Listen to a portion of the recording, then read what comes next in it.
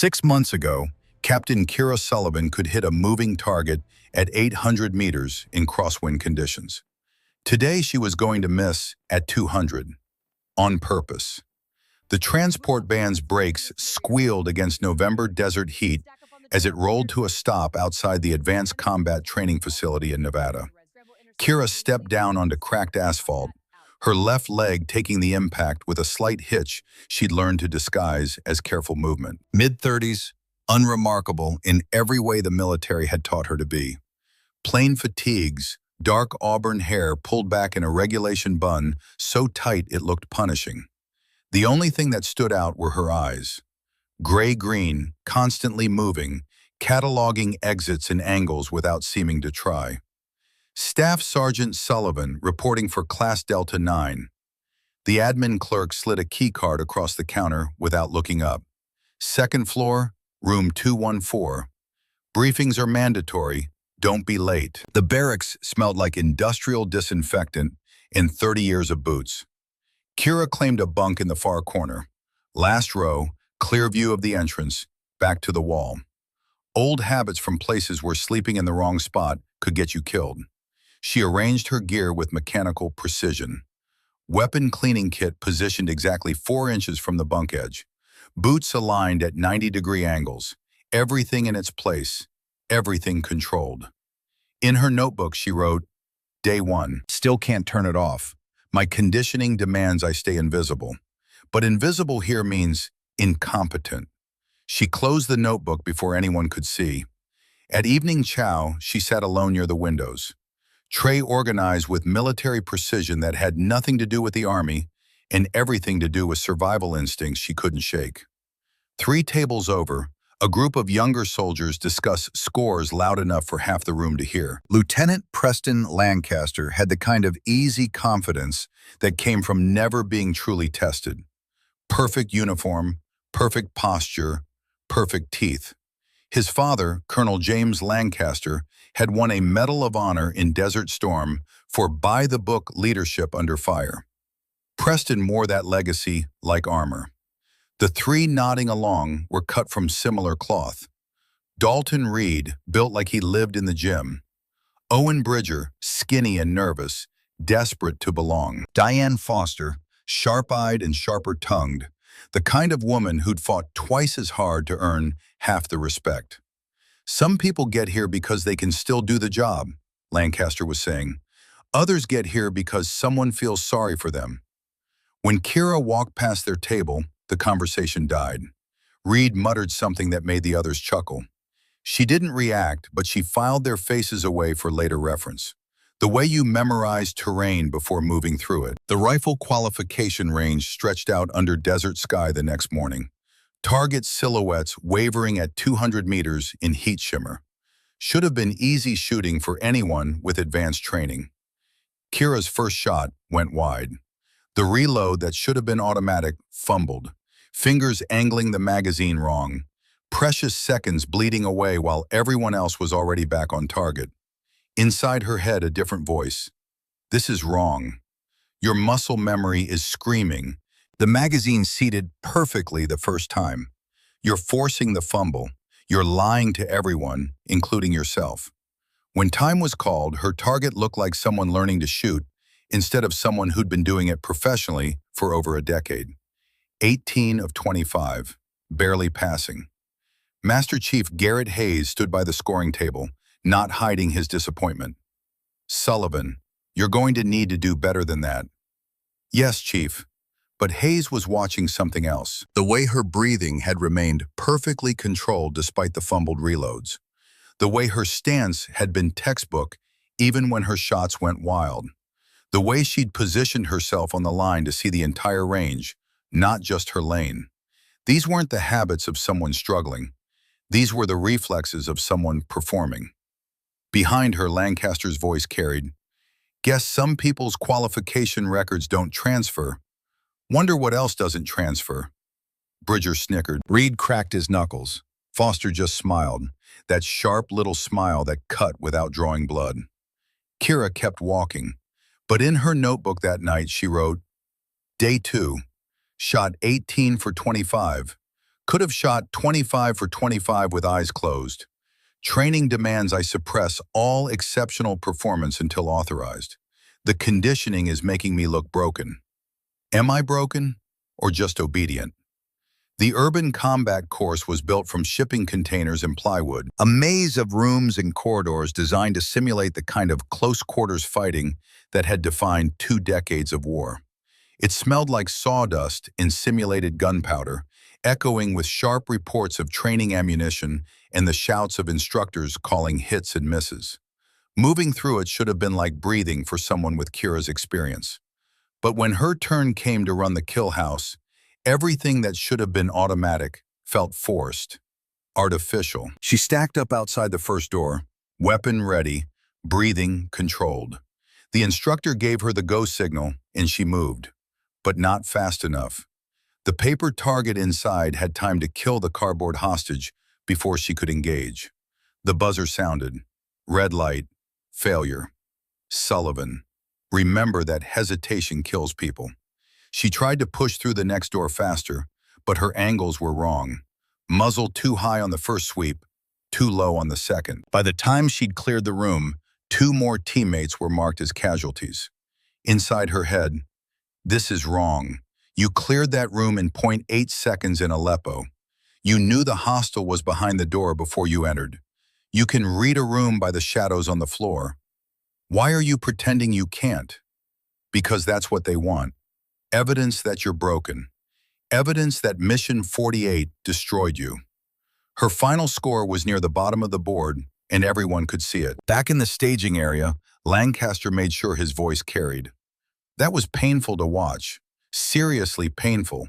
Someone's going to get hurt if she keeps freezing up like that. Maybe she should try a different line of work, Foster added. Something safer, like accounting. Reed flexed his shoulders, a gesture that seemed casual but drew attention to exactly how much bigger he was than most people in the room. I don't know what she did before this, but it sure wasn't combat. Bridger laughed, high and nervous. Maybe she was a cook or something. You know, rear echelon stuff. They weren't being subtle about it. Half the people in the staging area could hear them, including the instructors. But they kept their voices just on the right side of what could be called constructive criticism rather than harassment. Kira finished cleaning her weapon in silence, checked her gear, and walked out without acknowledging any of it.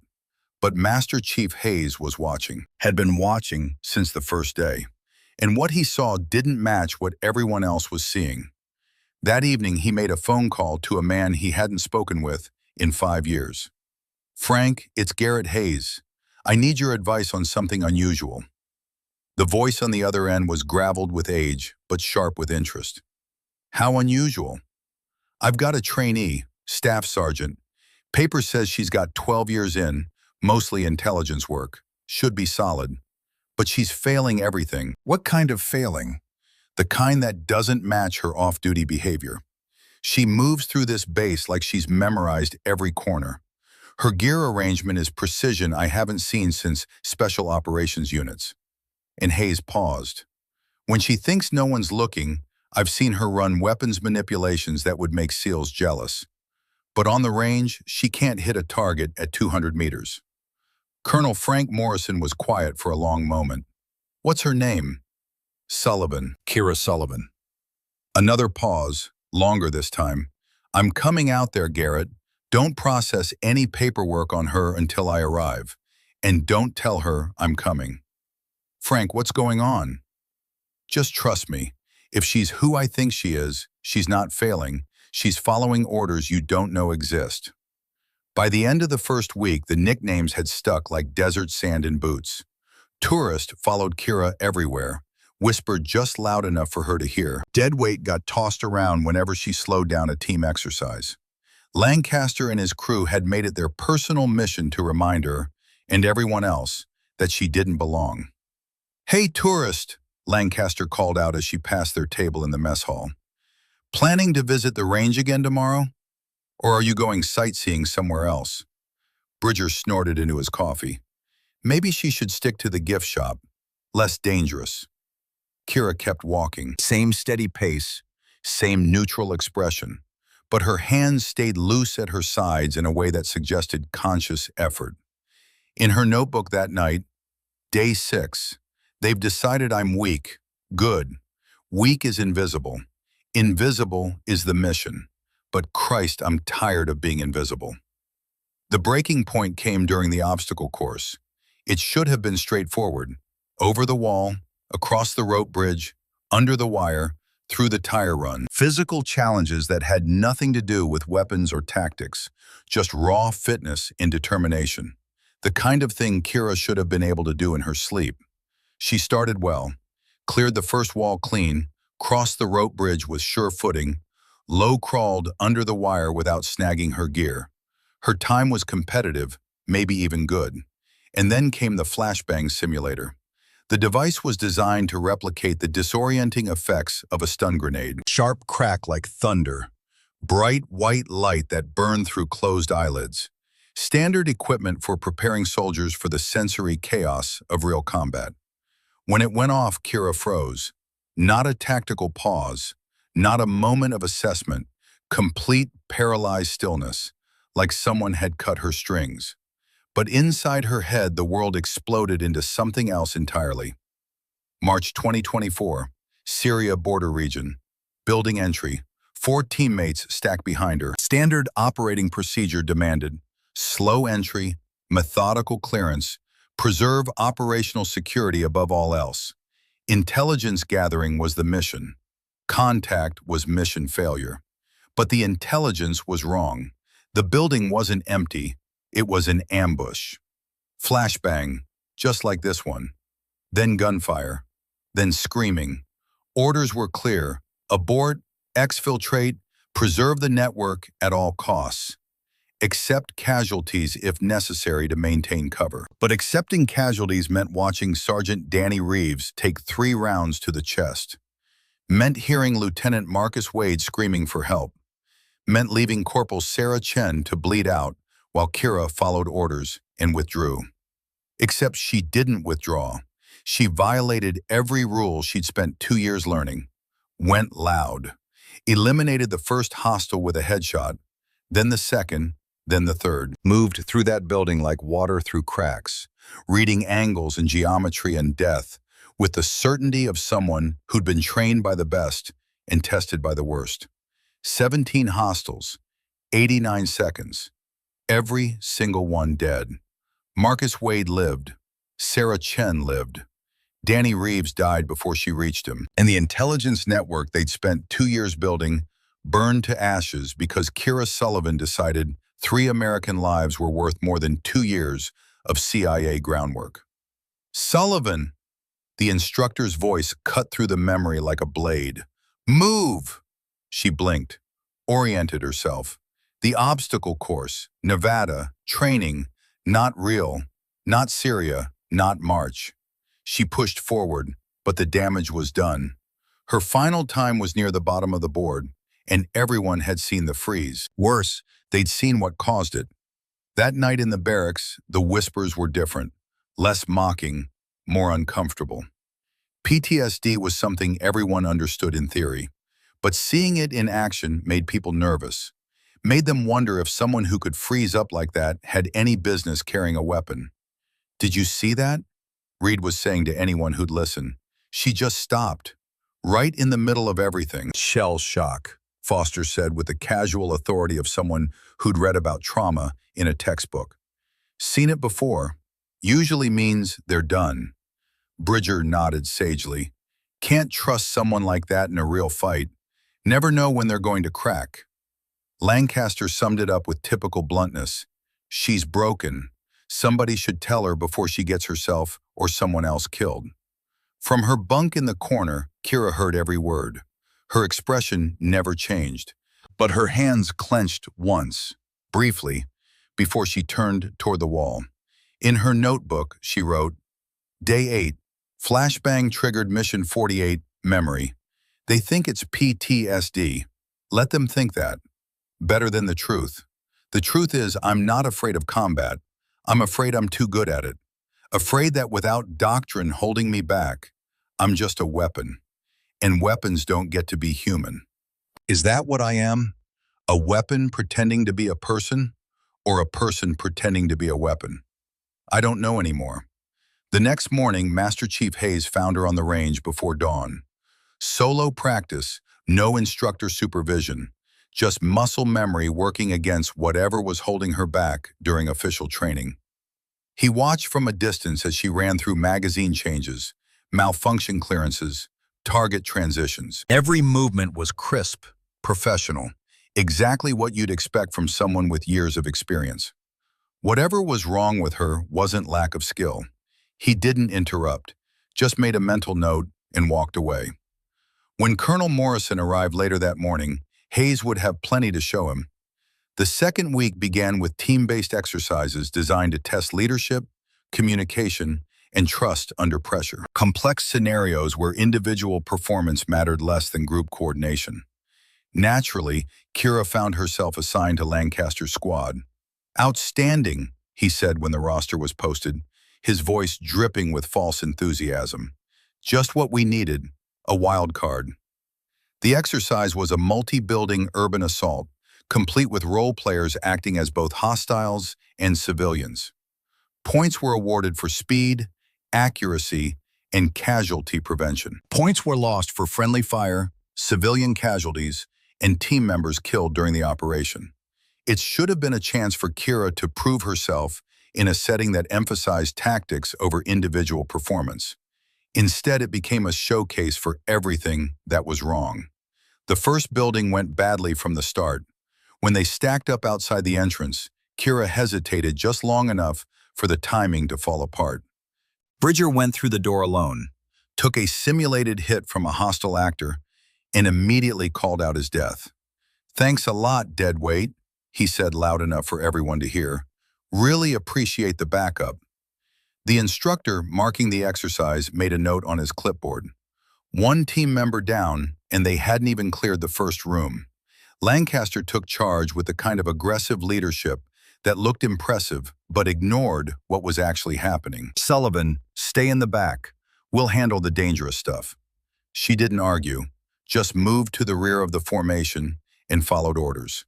Even when those orders made no tactical sense. Inside her head, this is wrong.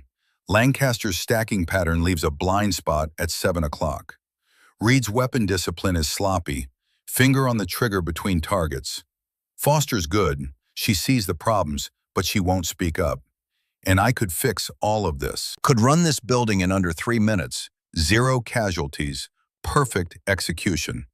But my training says stay hidden. My conditioning says don't reveal capability without authorization. So she stayed silent, stayed in the back, stayed incompetent. By the third building, her hesitations had cost them 2 more casualties. The instructors weren't even trying to hide their disappointment. One of them keyed his radio and called back to the evaluation center. "Squad 4 is done. No point continuing." But they finished anyway, going through the motions of an exercise that had already been marked as a failure. When they reached the extraction point, Lancaster was red-faced with frustration. "This is exactly what I was talking about. You can't carry dead weight and expect to succeed. Some people just don't have what it takes anymore." Reed nodded toward Kira, who was quietly checking her weapon and avoiding eye contact. Should have been obvious from day one. All the signs were there. Foster was more direct. "The question is, how long are we going to keep pretending this is fixable?" The administrative wheels were already turning. After 2 weeks of consistently poor performance, Kira Sullivan was officially labeled as unlikely to meet core standards. The paperwork for her dismissal was being prepared, with a recommendation for medical discharge based on inability to perform under stress. Master Chief Hayes fought it as long as he could, but the evidence was overwhelming. Whatever she'd been before, she wasn't that person anymore. The kindest thing would be to let her go with dignity before she hurt herself or someone else. The notification came down on Wednesday. Kira had until Friday to pass a comprehensive final evaluation, or she'd be removed from the program. Everyone knew it was a formality.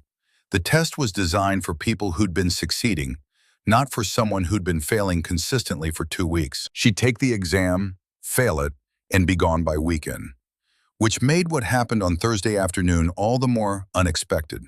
The black SUV appeared without warning, rolling through the main gate like it belonged there. Tinted windows, government plates, the kind of vehicle that meant someone important was paying attention. It parked near the admin building, and for a moment the entire training yard went quiet. Conversation stopped mid-sentence. Even the instructors paused what they were doing to watch. The rear door opened first, then the driver's side. Colonel Frank Morrison emerged from the SUV. Late 60s, weathered like old leather, moving with the economy of a man who'd spent decades in combat zones. He wore civilian clothes, but everyone recognized the bearing. Then the second figure emerged from the passenger side, tall, broad-shouldered, with the kind of weathered face that spoke of years in denied territories, doing classified things. Commander Nathaniel Rhodes, Navy SEAL, though his uniform decorations were minimal. The kind of man who didn't need to advertise his credentials. They headed straight for Master Chief Hayes, who was standing near the equipment shed, trying to figure out what kind of visit this was going to be. Chief Hayes. Morrison's voice carried quiet authority. I'm Colonel Frank Morrison. This is Commander Rhodes. I understand you have Staff Sergeant Kira Sullivan in your program. Hayes straightened slightly. Yes, sir. May I ask? I'd like to observe her final evaluation tomorrow, Morrison said, and I'd like to speak with her privately tonight, if that's acceptable. Hayes looked between the two men. Sir, she's scheduled for dismissal. Her performance has been... Morrison held up a hand. I'm not here to challenge your assessment, Chief. I'm here because I know things about Staff Sergeant Sullivan that aren't in her file. Things that might explain what you've been seeing. Across the yard, Kira's body language shifted from casual to alert in microseconds. She was standing by the weapons rack, ostensibly checking her rifle, but her attention locked on the conversation 50 meters distant. Other trainees were staring openly now, trying to figure out what was happening. Who's the Navy guy? Bridger wanted to know. And why is he asking about tourists? Reed added. Foster was studying Kira's reaction, noting the sudden tension in her posture. Look at her, she knows them. Hayes was explaining the situation to Morrison and Rhodes, keeping his voice low, but not quite low enough. She's been struggling with high-stress scenarios, hesitation, freezing up, inconsistent performance. The board's already made its decision.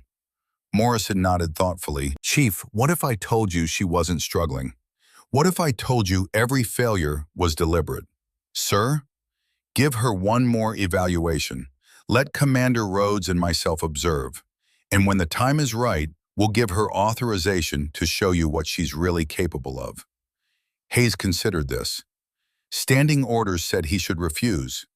The decision about Kira had already been made, but something in Morrison's tone suggested this wasn't really a request. What kind of authorization are we talking about, sir? Rhodes spoke for the first time. A single phrase, Chief. 7 words. That's all it takes. That evening after chow, Kira found Colonel Morrison waiting by the barracks entrance. He didn't approach her directly, just stood there, hands clasped behind his back, until she walked over. Captain Sullivan, Site 7 sends its regards. The world tilted. That designation had been burned 8 months ago. No one should know it. No one should say it out loud. That program was terminated, sir, she said quietly. Officially, yes. Morrison's eyes were kind but unyielding. But you and I both know that some programs never really end. They just change shape. Who are you? The man who created Grey Ghost. The man who recruited you in 2018. The man who signed off on your training protocols. Morrison paused. And the man who recommended you for this training course. Kira felt the ground shift beneath her feet. You sent me here? To fail? No, I sent you here to choose. Morrison gestured toward the barracks. For 2 years, we trained you to suppress every instinct except adherence to doctrine, to become invisible, efficient, and utterly controlled. We did that because operators in denied territory who can't control themselves die, and they get their teams killed. I know why you did it. Do you? Morrison's voice was gentle. Because I'm not sure you do. Mission 48 taught us something unexpected, Captain. It taught us that sometimes standing orders are wrong, and it taught us that you have the judgment to know when. Judgment? Kira's voice cracked slightly. Marcus Wade is dead. I violated every rule to save him, and he killed himself 4 months later. That's not judgment, that's failure. Marcus Wade was carrying trauma long before Mission 48. You know that. But I didn't save him. I just delayed his death. Morrison was quiet for a moment. Maybe, or maybe you gave him 4 more months of life. 4 months to write letters to his family. 4 months to try to find peace. 4 months he wouldn't have had if you'd followed standing orders and left him to die in that building. Kira looked away. What do you want from me? Tomorrow you have a final evaluation. You're going to fail it, same as you failed everything else. Unless Commander Rhodes gives you authorization to stop performing and start operating. He's the only person left with clearance to modify your operational parameters. And if I refuse, then you wash out. Medical discharge. You go home and spend the rest of your life wondering if you're broken or just well-trained. Morrison's voice softened. Or you can let us authorize you tomorrow. Show everyone what Grey Ghost operators are really capable of. And then decide for yourself whether you want to stay a weapon or become something else. What if I don't know what else to become? Then we'll figure it out together. But first, you have to choose. Doctrine or judgment? Obedience or evolution? Kira stared at the desert horizon. 6 months ago, the choice would have been easy. But 6 months ago, Marcus Wade was still alive. I'll think about it, she said finally. Morrison nodded. That's all I ask. Think about it. And tomorrow, if you're ready, Rhodes will give you the words. 7 words. Authorization code Gray 89er Alpha. Restriction protocols suspended. Execute. Just hearing the phrase made something twist in Kira's chest. Liberation and terror in equal measure. What if I can't turn it back off? She asked quietly. Morrison smiled. That's the question, isn't it? But I don't think you're a weapon, Captain Sullivan. I think you're a warrior who learned to pretend to be a weapon. Tomorrow we find out if I'm right. He walked away, leaving Kira standing alone in the gathering darkness. In her notebook that night, she wrote, Day 13. Tomorrow they're going to authorize me. Give me permission to stop pretending. Part of me is terrified. Part of me has been waiting for this since March. Since Mission 48. Since I broke every rule and still failed to save everyone. Question is, once I'm authorized, will I remember how to be human? Or will I just be what they trained me to be, a ghost who kills efficiently and disappears? Tomorrow I find out. She closed the notebook and lay back on her bunk, staring at the ceiling. Tomorrow, everything changed. Tomorrow, Kira Sullivan would stop being invisible. And that terrified her more than any combat she'd ever faced. The afternoon sun was brutal, turning the training complex into an oven that baked everything under open sky. Heat shimmers rose from asphalt and concrete, distorting the air until distant objects seemed to dance. Kira's squad assembled for their final evaluation in the staging area, gear checked and weapons loaded with training ammunition. The scenario was straightforward. Urban hostage rescue. Multiple buildings. Unknown number of hostile actors.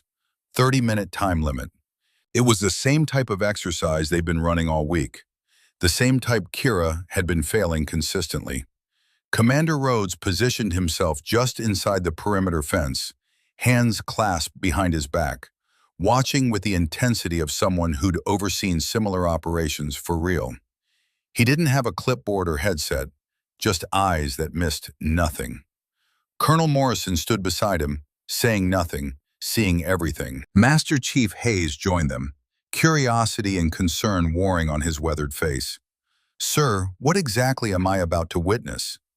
The truth, Chief, Morrison said quietly, one way or another. When the squad moved out, Kira fell into her usual pattern almost immediately. Careful entries, excessive caution at corners, hesitation at every decision point, the kind of behavior that had marked her as unreliable for 2 straight weeks. Lancaster's voice crackled over the comm system. Here we go again. Try to keep up this time, tourist. They breached the first building and immediately ran into problems. Kira's slow entry allowed a hostile actor to kill Bridger before he could react. The buzzer sounded. Red lights flashed. Another mark against her performance record. "Damn it, Sullivan," Reed shouted. "Move like you mean it." Foster's voice was sharp with frustration. "Some of us want to pass this thing."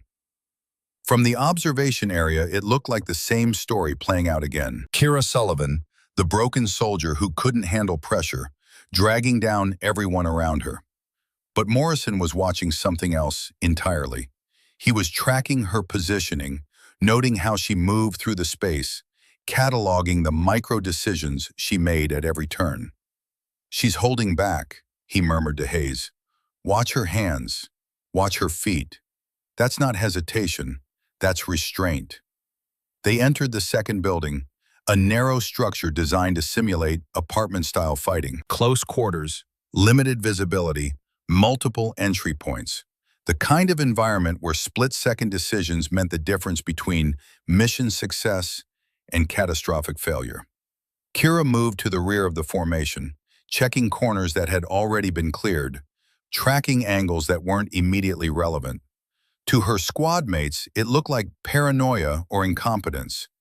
To Morrison, it looked like someone whose training ran deeper than anyone realized. Inside Kira's head, the war was happening. Every instinct screaming at her to take control, to flow through this building the way she'd been trained, to stop pretending and start operating. But her conditioning said, wait, wait for authorization, wait for permission to be dangerous. She'd been waiting for 8 months. They were halfway through the building when Rhodes stepped forward. His voice cut through the comm chatter and weapons fire like a blade through silk. "Sullivan, hostages in immediate danger. Mission parameters have changed. Authorization code Gray 89er Alpha. Restriction protocols suspended. Mission objective, save lives by any means necessary. Execute." The transformation wasn't supernatural. It wasn't magic, but it was immediate and absolute. 1 second, Kira was the hesitant soldier who'd been failing exercises for 2 weeks. The next, she was something else entirely. Something dangerous and precise and utterly in control. Her rifle snapped up to her shoulder as she flowed past Lancaster, already acquiring targets that hadn't even appeared yet. When the first hostile popped up in a doorway, she was ready. Controlled pair, center mass, before the target could even finish its mechanical movement. Inside her head, the voice changed. Not permission, recognition. First hostile, shadow angle 15 degrees off vertical, elevated position, adjust aim 2 inches left, controlled pair, target down. This wasn't thinking. This was being. This was what 4 years in denied territory had created. Not a soldier who followed orders. An operator who read violence like sheet music and played it perfectly. The transformation was complete. Lancaster and his crew found themselves following someone who moved through violence like a language she'd spoken her entire life. Foster watched in stunned silence as Kira flowed from room to room, each movement economical, each shot precise. She didn't clear corners so much as anticipate them. Weapon tracking to the right angle before the threat even materialized. The technical precision was stunning. Rifle transfers from strong to weak shoulder to navigate tight corners. Tactical reloads performed without breaking stride. Target transitions so smooth they looked choreographed. She read the geometry of each space like mathematical equations, positioning herself exactly where she needed to be before the fight even developed. Reed's voice came through the comm, shaken. How is she doing this? No one answered. They were too busy trying to keep up. When they reached the hostage room, the final test that had stumped dozens of squads, Kira didn't even pause at the threshold. She read the geometry in an instant. 4 hostiles, 2 hostages. Angles of fire limited by civilian positions. Most operators would have called for a flashbang, would have tried to create chaos and sort it out in the aftermath. Kira saw the solution like a mathematical equation. She pulled a flashbang from her kit, tossed it high and far, tracking its arc. The detonation came exactly when she needed it. White light, thunder crack. And in that half-second of sensory chaos, she moved. 4 shots, 2.3 seconds, 4 headshots. The only option when hostages were positioned in line with center mass. The buzzer sounded. But this time it was the success tone. Mission accomplished. In the staging area, instructors stared at their stopwatches in disbelief. 9 minutes, 17 seconds. The previous course record was 14 minutes. But it wasn't just the time, it was the transformation they'd witnessed, the sudden competence, the impossible skill, the way she'd moved through that building like she'd designed it herself. Lancaster pulled off his helmet, still breathing hard, eyes wide with something that might have been fear. What the hell was that? How did you? Kira was already safing her weapon, expression calm and professional. The dangerous creature who just dominated the course was gone, replaced by the quiet woman who'd been failing exercises for 2 weeks. Inside her head, 90, 91, 92, 93. 4 more kills to add to the count. Except their training rounds. They don't count, do they? Does anything count anymore? What was what? She asked mildly. But everyone had seen it. The sudden competence, the explosive skill, the way she'd moved through that building like violence was a language she spoke fluently. Whatever had just happened, it wasn't random. It wasn't luck. It was training. The kind of training that most people never saw, never heard about, never knew existed. Reed had backed away slightly, unconsciously putting distance between himself and Kira. That wasn't normal. That wasn't what they teach us. No, Morrison said, stepping into the staging area. That's what we taught people who operated in places where what they teach you gets you killed. The assembled instructors and trainees turned to look at the retired colonel. He had their complete attention. Master Chief Hayes was the first to speak. Sir, what exactly did we just witness? Morrison looked at Kira, who was methodically checking her weapon with hands that didn't shake, despite the adrenaline that should have been coursing through her system. Grey Ghost Program, established 2013, ran covert operations until 2023. 31 operators total, 7 killed in action, 12 retired successfully, 8 unable to reintegrate into normal military life, currently in psychiatric facilities. 4 reassigned to other classified programs. He paused, letting that sink in. Captain Kira Sullivan is the only operator attempting conventional military integration. The only one we think might be able to balance both worlds. Operator and soldier. Ghost and human. Captain? Lancaster's voice cracked slightly. She's a staff sergeant. Her real rank is captain, Rhodes said, speaking for the first time since giving the authorization code. She's been operating undercover for this evaluation, testing whether she could function in standard military units after 4 years in denied territory. Hayes was putting pieces together. 4 years. How many missions? Rhodes answered. 47 successful operations. Syria, Yemen, Somalia border regions. Deep penetration. High-value targets. 0 attribution. His voice carried considerable weight. 89 confirmed enemy KIA. 0 friendly casualties until mission 48. Until she violated standing orders, Morrison added quietly. The words hung in the air like smoke. Kira finally looked up from her weapon. Her voice was steady but quiet. Mission 48, the ambush, the choice between doctrine and lives. She didn't elaborate. Everyone had access to the basics through classified channels. What mattered was what came after. Hayes watched her face closely. But someone died. Sergeant Danny Reeves. Kira's voice didn't waver, but something in her eyes went distant. 3 rounds, center mass, dead before I could reach him. I extracted Lieutenant Marcus Wade and Corporal Sarah Chen, but the mission network burned.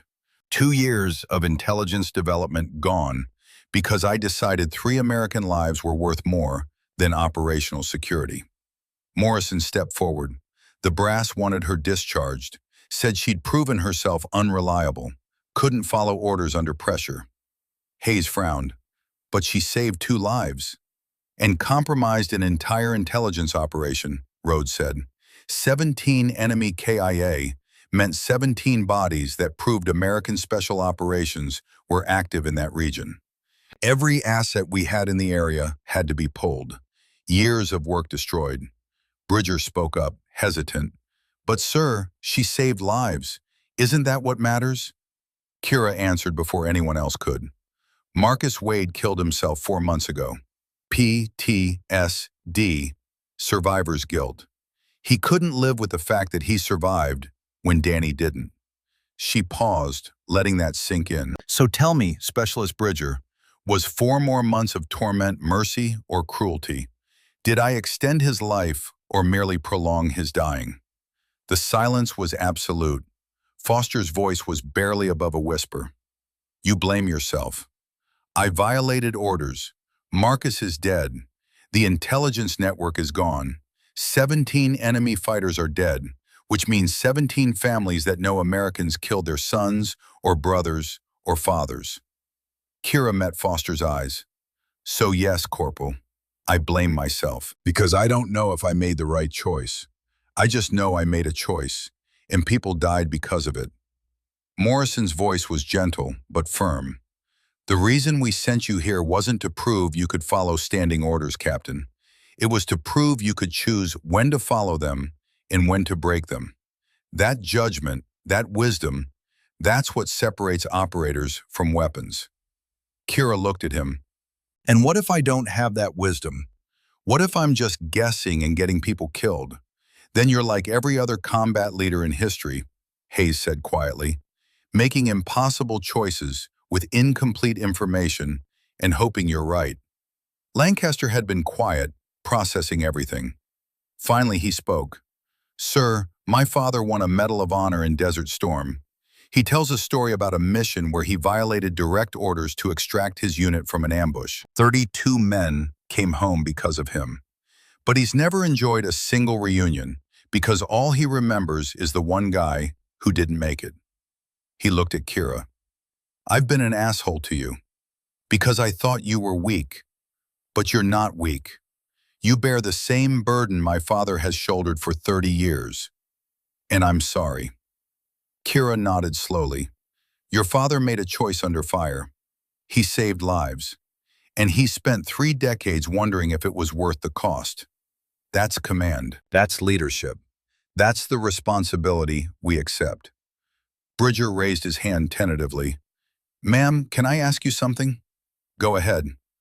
My brother, Ethan Bridger, he died in 2021, Syria.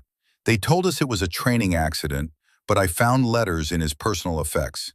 He mentioned a mission, mentioned someone on his team he called Guardian Angel. Kira's face went very still. Mission 31. Your brother took shrapnel to his femoral artery from an IED. Hostile sniper position.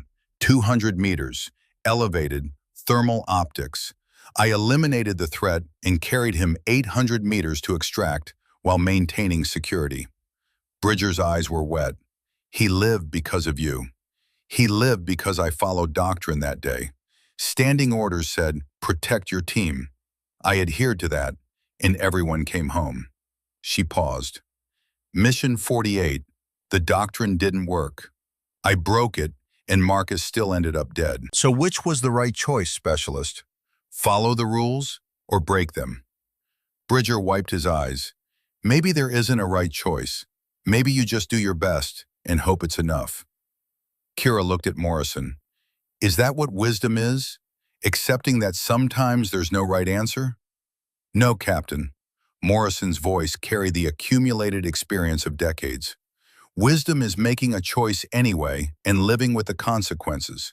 Wisdom is understanding that command means accepting responsibility. And wisdom is knowing that the moment you stop feeling that cost, the moment you stop questioning your choices, that's when you become a weapon instead of a warrior. Rhodes spoke up. Tomorrow, new orders come through. You're being assigned to Fort Bragg, Advanced Tactical Instructor, Special Programs Division. Not operations? Kira asked. You've given enough in operations, Captain. 4 years in denied territory, 89 kills, lost the ability to sleep without checking exits and clearing corners. Rhodes' voice was kind. It's time to pass on what you know instead of using it. And if another crisis comes, if you need Grey Ghost operators again, Morrison answered, then we'll find someone else. You've earned the right to teach instead of fight. Hayes was watching this exchange carefully. Sir, what about the other 8? The ones in psychiatric facilities? Morrison's expression darkened. They couldn't turn it off. The conditioning was too deep. They're locked in operational mode permanently. Can't function in civilian society. Can't integrate with normal military units. They're living in secure facilities where they can't hurt themselves or others. Foster asked the question everyone was thinking. What's the difference? Why can she integrate when they can't? Morrison looked at Kira. Because she violated standing orders and succeeded. Every other operator who broke protocols either died or caused catastrophic mission failure. Captain Sullivan proved that judgment could override conditioning. That made her dangerous to the program architects, but it also made her unique. She's not just an operator, Rhodes added. She's an operator who learned to think, to question, to choose. That's why she's the only one who has a chance at normal life. Kira's voice was quiet. This doesn't feel normal. It's not, Morrison agreed, but it's closer than you've been in 4 years. And tomorrow, when you start teaching, you'll help others learn what took you 4 years and 89 kills to understand. What's that? Hayes asked.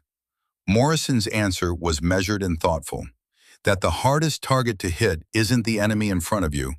It's the question inside you. Am I doing this for the mission or for myself? Am I making this choice because it's right or because it's easy? Am I a warrior serving a purpose or just a weapon someone else fires? Kira stood slowly, weapon checked and secured. She looked at each person in the staging area. Lancaster, who judged her and learned humility. Reed, who'd mocked her and now kept his distance with something like respect. Bridger, who'd lost a brother and found answers. Foster, who'd dismissed her and now saw something worth studying. Tomorrow I start teaching, she said quietly, teaching people how to make impossible choices, how to live with consequences, how to be human while doing inhuman jobs. She paused. I don't know if I'm qualified for that. I don't know if anyone is, but I'll try. Because if I can help even one person avoid the mistakes I made, maybe that balances the ledger a little. Maybe that makes Marcus Wade's death mean something. Morrison put a hand on her shoulder. It won't balance the ledger, Captain. Nothing ever does. But it's honest work. And honest work is all warriors can hope for when the fighting stops. The sun was setting over the Nevada desert, painting the sky in shades of orange and red. Blood and fire, the colors of war, but also the colors of endings. Kira Sullivan stood in that dying light and felt something shift inside her. Not healing, not forgiveness, but perhaps the beginning of acceptance. She'd been a ghost for 4 years. Tomorrow she'd start learning to be human again. It terrified her more than any combat mission ever had. But she'd survived worse. And with Morrison's guidance and Rhodes' authorization and Hayes's respect, maybe she could survive this too. The burden of choice, the cost of wisdom, the responsibility that came with command. She'd shoulder it all, because that's what warriors did. They accepted responsibility until they couldn't anymore, and then they passed it to the next generation. Tomorrow, that passing would begin. 3 weeks later, Fort Bragg greeted Kira with the kind of humid North Carolina heat that made Nevada's desert seem merciful by comparison. The Special Programs Division occupied a nondescript building on the eastern edge of the base, far enough from the main training facilities to maintain operational security, close enough to matter. Her new office was sparse. Desk, computer, filing cabinet, a window that looked out on a training field where young soldiers ran obstacle courses in the morning mist. On the wall, someone had mounted a plaque. It read, Advanced Tactical Instructor, Judgment and Ethics Program. Kira stared at those words for a long time. Judgment and ethics. Two things she wasn't sure she possessed anymore. Two things she was supposed to teach. In her desk drawer, she kept her notebook. The last entry, written in Nevada, read, Day 14. They authorized me, showed everyone what I really am. Now I have to figure out if there's anything underneath the training, anything human left to build on. She hadn't written anything since. A knock on the door pulled her from her thoughts. Master Chief Hayes stood in the doorway, looking uncomfortable in this building designed for officers and specialists rather than enlisted trainers. Chief, Kira stood. What brings you to Bragg? Hayes stepped inside.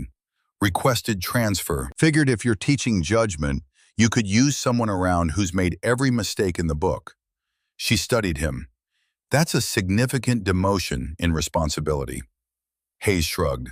I spent 30 years training soldiers to follow orders. Maybe it's time I learned to train them to think. He paused. Besides, what I saw in Nevada, that kind of training deserves support. And you shouldn't do this alone, Captain. Kira felt something shift in her chest. Gratitude, maybe. Or just relief at not being completely isolated. Thank you, Chief. Another figure appeared in the doorway. Lieutenant Preston Lancaster, looking significantly less arrogant than he had 3 weeks ago. He wore the insignia of a training liaison officer. Captain Sullivan, permission to speak? Granted. Lancaster stepped inside, closed the door. I've been assigned as your assistant instructor. I didn't request it, they assigned it. But after thinking about it, I want to be here. Kira waited. My father has shouldered guilt for 30 years because he broke the rules to save his unit. I watched that burden consume him, watched him question every decision, second-guess every memory. Lancaster met her eyes. You bear the same responsibility, and I think maybe I can help. Not because I understand it, but because I've seen what it costs to shoulder it alone. You were an asshole in Nevada, Kira said bluntly. Yes, ma'am, I was. Lancaster's voice was steady. I was scared. Scared that I'd never measure up to my father's legacy. Scared that I'd fail when it mattered. So I lashed out at someone I thought was weaker than me. Turns out you're stronger than I'll ever be. Not stronger, just more practiced at hiding weakness. Lancaster nodded slowly. Then teach me that. Teach me how to be strong when the rules don't give clear answers. That's what we're here for, Hayes said quietly. All of us learning together. The first class assembled the following Monday. 16 students, ages ranging from 22 to 35, mixed service branches, all with combat experience. They'd been selected not for their technical skills, but for their potential leadership qualities. Officers and senior enlisted who'd faced the kinds of decisions that kept you awake at night. Kira stood before them in a classroom that smelled like coffee and tension. My name is Captain Kira Sullivan. For 4 years, I operated in denied territories under a classified program called Gray Ghost. I'm not here to teach you how to shoot better or move faster. You already know those things. I'm here to teach you something harder. She pulled up a map on the screen behind her. Syria, 2021. A compound marked with a red circle. Mission 31. 4-person team. Objective.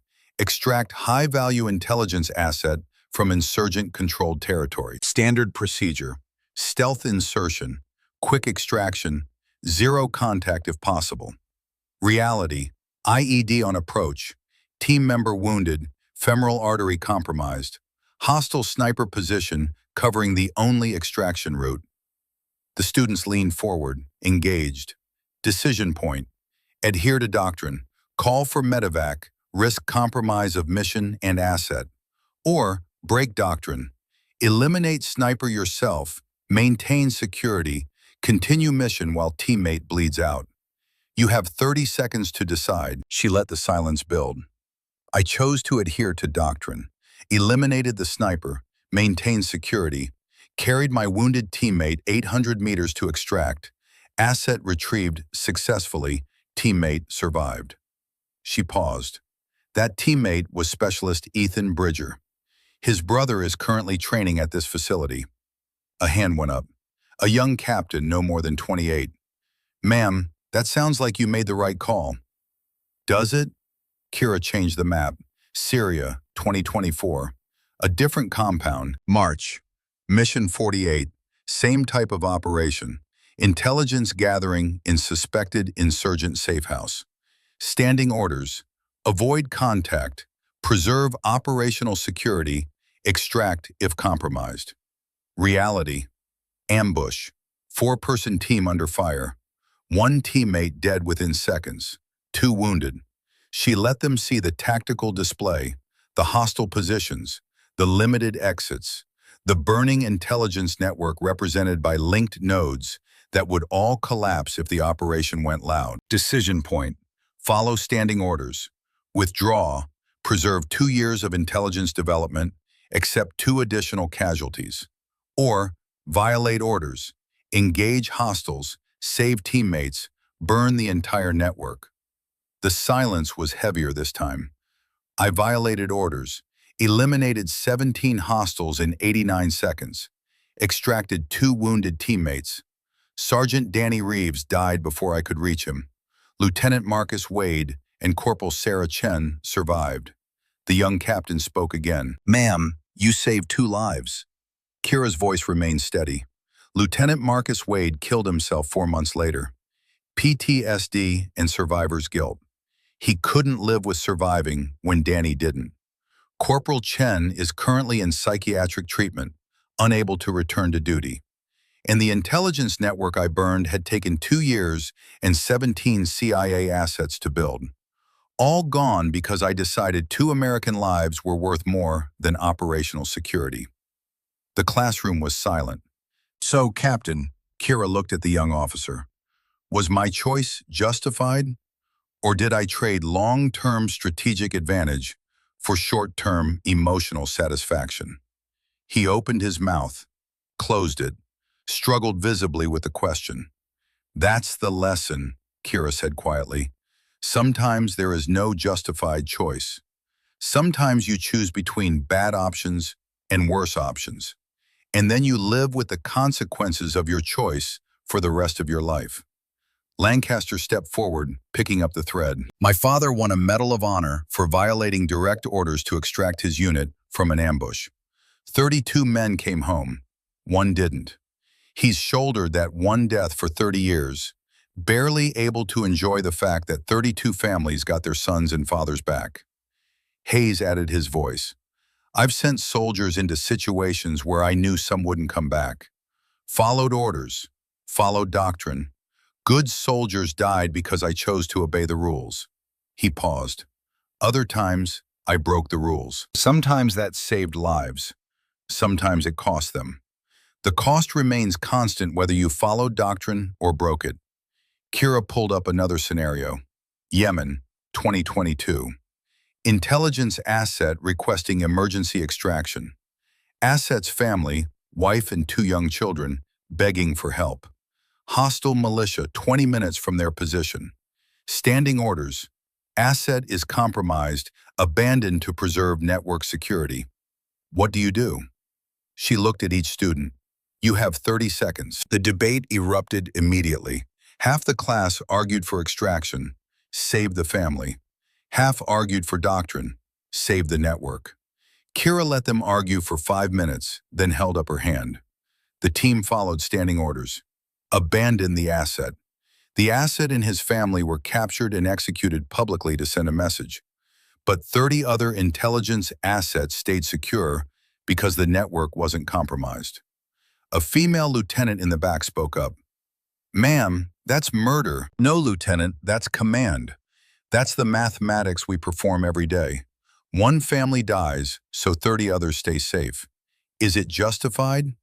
I don't know, but it's the choice that was made.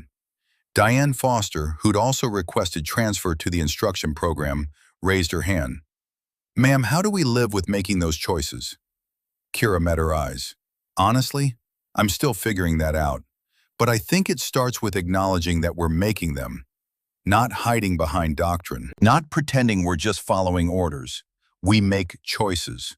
People live or die because of our choices, and we live with that reality as best we can. The weeks progressed. Each class brought new scenarios, new impossible choices, new opportunities for students to grapple with the reality that leadership meant accepting consequences that never diminished. Kira watched them struggle, watched them debate, watched them begin to understand that the hardest part of command wasn't making the correct choice. It was accepting that sometimes there was no correct choice. During the third week, she noticed a pattern. One student, a young private named Emma Voss, moved through the training facility with familiar efficiency. Her gear organization was too perfect, her situational awareness too sharp, her questions too specific. After class one evening, Kira found Emma running drills in the empty training bay. Not standard Army drills, gray ghost protocols, stealth movement patterns, thermal signature reduction techniques, things that weren't taught in conventional training. Kira watched from the shadows for 10 minutes before speaking. Those are Site 7, Phase 2 conditioning drills, Private. Emma froze, then slowly turned. Her face showed fear and relief in equal measure. Ma'am, I can explain. Where did you learn Grey Ghost protocols? Emma's voice was barely a whisper. They told me the program was disbanded, that you were the last operator who successfully integrated, that I should study your methods. Kira stepped into the light. Who told you that? Emma pulled out her identification card. The serial number had a prefix Kira recognized.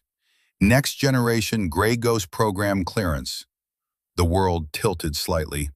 How many? 6 of us in training. I'm the first to reach field evaluation stage. The others, they're struggling with the same thing you did. The conditioning is so deep we can't turn it off. Can't be normal. Kira felt something cold settle in her chest. The program never shut down. It just evolved. That night, she made a secure call to Colonel Morrison. You lied to me. You said I was the last one.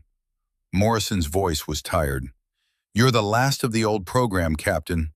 Emma Voss is the first of the new one, and she's struggling the same way you did. Can't integrate, can't turn off the conditioning, can't be human while being what we trained her to be. So you want me to fix her? Fix all of them? I want you to teach them what I couldn't teach you. That being a warrior doesn't mean being a weapon. That doctrine is a tool, not a master. That judgment matters more than obedience. Kira closed her eyes. And if I can't? If they're too far gone, like the 8 in psychiatric facilities, then at least they'll have a chance, which is more than they have now. She ended the call and sat in her office for a long time, staring at the plaque on her wall. Judgment and Ethics Program. 6 young operators who needed to learn how to be human while being trained to be ghosts. The burden just kept accumulating. The following week, Kira assembled a private class, Emma Voss, and 5 other next-generation trainees. 3 men, 3 women, ages 22 to 27, all bearing the same haunted look Kira saw in her own mirror. They met in a secure facility away from the main base. No observers, no oversight, just 7 people trying to figure out how to be human. Kira stood before them. For 2 years, they trained you to suppress every instinct except adherence to doctrine, to become invisible, efficient, utterly controlled. They did this because operators in denied territory who can't control themselves die, and they get their teams killed. The 6 students watched her with desperate attention. But doctrine isn't enough. I learned that on Mission 48 when I broke every rule and still failed to save everyone. You'll learn it eventually too. The question is whether you learn it in training or in combat. whether you learn it with guidance or alone. Emma raised her hand. Ma'am, how do we know when to follow doctrine and when to break it? That's the question I still don't have a perfect answer for. But I can teach you how to think about it, how to assess the variables, how to make a choice and accept the consequences. She pulled up a tactical display. Real mission, names redacted. Hostage situation, multiple insurgents, civilians at risk. Doctrine says one thing, judgment says another. This isn't about correct or incorrect. It's about making a decision with incomplete information and moral ambiguity. It's about being human enough to doubt yourself while being trained enough to act anyway. Over the following weeks, she taught them not tactics, but philosophy. Not procedures, but judgment. Not obedience, but wisdom. She taught them that doctrine was designed by people far from the fight who couldn't see what they could see. That following orders blindly was cowardice dressed as discipline. That breaking orders recklessly was arrogance dressed as courage. She taught them to assess costs, to calculate consequences, to accept that command meant choosing who lived and who died, and then living with those choices. And slowly, painfully, she watched them begin to integrate, to balance the ghost in the human, to be operators who could think, not just weapons that fired when pointed. 6 months into her teaching assignment, Kira received an encrypted message marked urgent. Mission 52, Damascus suburb, hostage situation. Team Alpha, led by Captain Emma Voss, requesting authorization to deviate from standing orders. Kira opened the tactical brief with hands that wanted to shake. Emma's team was pinned down. Hostages at risk, including 3 children. Standing orders mandated withdrawal to preserve operational security. But withdrawal meant 20 civilian deaths, the exact same choice Kira had faced at Mission 48. Emma's voice crackled through the secure channel. Guardian Angel, this is Echo 7 Actual, requesting guidance. Time sensitive. How copy? Kira stared at the tactical display, saw the hostiles, saw the hostages, saw the intelligence network that would burn if Emma went loud, saw Marcus Wade's face, saw Danny Reeves bleeding out, saw all the responsibility she bore about to be passed to someone else. Echo 7 Actual, this is Guardian Angel. I copy. Send traffic. Ma'am. Emma's voice was steady, but strained. 20 hostages, including 3 children. 17 insurgents. Standing orders say withdraw. My judgment says we can save them. Requesting authorization to deviate. Kira closed her eyes. The decision was Emma's to make. But the guidance was Kira's to give. And whatever she said next would shape how Emma thought about command for the rest of her career. Echo 7 Actual, I can't tell you what to do. I can only tell you this. Whatever you choose, people will live or die because of it. You'll shoulder that responsibility forever. The question isn't what's correct. The question is whether you can live with your choice. She paused. Make the call, Emma, then live with it. That's command. That's wisdom. That's being human while doing an inhuman job. The channel was silent for long seconds. Then Emma's voice, stronger now. Guardian Angel, Echo 7 Actual. I'm going in. Authorization self-granted under field discretion protocols. If this goes wrong, tell my family I chose to save lives. Kira's voice was quiet. Copy that, 7 Actual. Good luck. And Emma, you're not alone. I'm right here with you. She listened to the operation unfold, heard the controlled chaos of combat, heard Emma's calm commands, heard hostiles being eliminated with precision that spoke of excellent training, heard hostages being extracted, heard success. 20 minutes later, Guardian Angel, Echo 7 Actual, all hostages secure, 17 enemy KIA, team intact, exfiltrating now. Kira let out a breath she hadn't known she was holding. Outstanding work, 7 Actual. Proceed to extraction. When the channel closed, Kira sat alone in her office. Emma had made the choice Kira had made at Mission 48, But Emma's mission succeeded completely. No teammates dead, no suicide 4 months later. Just clean success. Success vindicated judgment or merely delayed reckoning. In command, victory and luck were often indistinguishable until years later. Kira didn't know, would never know. That was the nature of command. In her notebook, she wrote, 6 months teaching. Emma just made her first field decision under pressure, chose to save lives over preserve doctrine. Mission succeeded. She'll shoulder the responsibility of that choice forever, wondering if it was justified or just fortunate. Welcome to command, Captain Voss. The burden only accumulates from here. But maybe that's acceptable. Maybe accepting responsibility is what separates warriors from weapons. Maybe doubt is what keeps us human. I don't know if I'm teaching wisdom or just passing on trauma, but they're listening, they're learning, they're thinking instead of just obeying. Maybe that's enough. Maybe honest work is all warriors can hope for. Colonel Morrison visited Fort Bragg shortly after Emma's successful mission. He found Kira on the training field, watching her students run decision-making scenarios. She's going to be fine, Morrison said, watching Emma lead a tactical exercise with confidence and caution in equal measure. They're all going to be fine, because of you. Kira shook her head. Because of you. You created the program. You saw that it needed to evolve. You brought me here to help that evolution happen. No, Captain. I brought you here to save yourself. Teaching them was how you did it. They stood in silence for a moment. Do you still think about Mission 48? Morrison asked quietly. Every day. Marcus Wade is still dead. The intelligence network is still burned. I still don't know if my choice was justified.